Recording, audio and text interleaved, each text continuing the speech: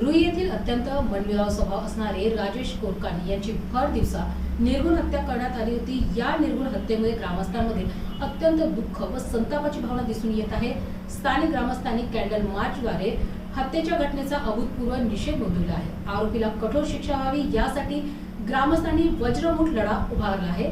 याबाबत अंबाड तहसीलदार यांना निवेदन देण्याकरता मोठ्या प्रमाणात आबाल, वृद्ध, महिला, तरुण सर्व ग्रामस्थ अंबाड तहसीलदारांच्या दालनात ठाण मांडून होते।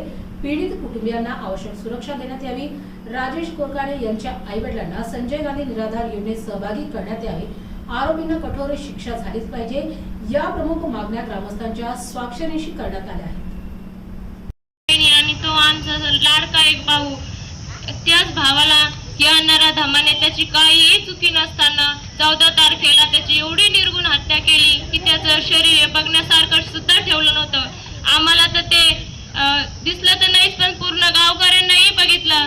तर माझी एवढीच कळकळीची विनंती आहे, आम्हाला तर सर्व कुटुंबाला काय बोलावं हे तर कळतच नाही, परंतु एवढी विनंती आहे की त्या नराधमाला कठोरातली कठोर शिक्षा व्हावी आणि मोकाका कायदा त्यांना लागू करावा आणि ही हायस्टॅग कोर्टामध्ये चालवावी, एवढीच आमची पूर्ण परिवारांची विनंती आहे।